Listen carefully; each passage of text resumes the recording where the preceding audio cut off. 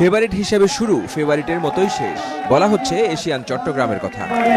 28শে August Chittagong বিভাগের 11টি দল নিয়ে শুরু হয়েছিল চট্টগ্রাম রিজিওনাল টি20 ক্রিকেট টুর্নামেন্ট। মঙ্গলবার যার ফাইনালে ইস্পাহানি ফেনীর দেয়া 117 রানের টার্গেট এশিয়ান চট্টগ্রাম টপকে যায় অনায়াসেই 5 উইকেট হাতে রেখে। তবে ফলাফল ছাপিয়ে এমন একটি টুর্নামেন্টে খেলতে পারা ক্রিকেটারদের কাছে বড় প্রাপ্তি।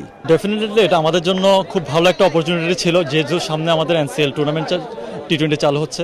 প্রায় 5-7টা প্লেয়ার আমার চোখে খুব ভালো মনে হয়েছে এই টুর্নামেন্টের থ্রুতে। দীর্ঘদিন খেলায় ছিলাম না, বেসিক্যালি আপনার চট্টগ্রাম লিগটা হয় নাই, তো দিন শেষে খেলা মাঠে ফিরছে, চট্টগ্রামে খেলা ফিরছে, এটাই আসলে আনন্দের। এরকম ক্রিকেট হয় নাই অনেক দিন ধরে, তো এই টুর্নামেন্টটার কারণে অনেকগুলা প্লেয়ার প্রমোট হবে, অনেকগুলা প্লেয়ার প্র্যাকটিসে আসবে।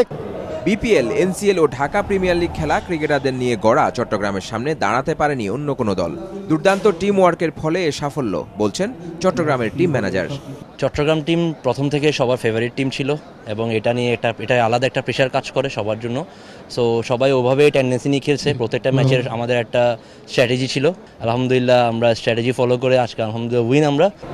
ক্রিকেটারদের চাওয়া চট্টগ্রাম প্রিমিয়ার লিগ সহ অন্য সব আসর যেন নিয়মিত হয়। এজন্য দরকার পৃষ্ঠপোষকদের বেশি করে এগিয়ে আসা। চট্টগ্রাম ও বান্দরবান দলের পৃষ্ঠপোষক এশিয়ান গ্রুপও থাকতে চায় খেলাধুলার সঙ্গে।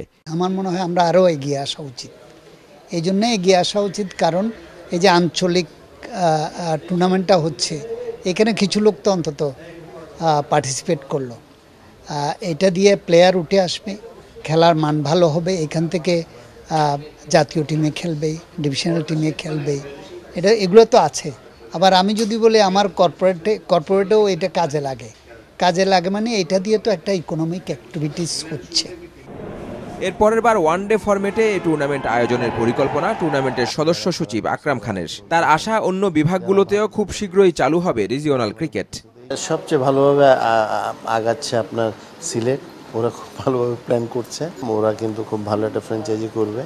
তারপর আপনার রাজশাহীও চেষ্টা করছে।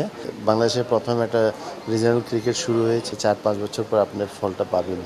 নেক্সট ইয়ার কিন্তু আমরা আবার একটা 40-50 ওভারের ম্যাচেরও একটা টুর্নামেন্ট করব। দেশব্যাপী নিয়মিত আঞ্চলিক ক্রিকেটের আয়োজন নিশ্চিত করতে পারলে দেশের ক্রিকেটের পাইপলাইন মজবুত হবে, বলছেন ক্রিকেটার ও সংগঠকরা।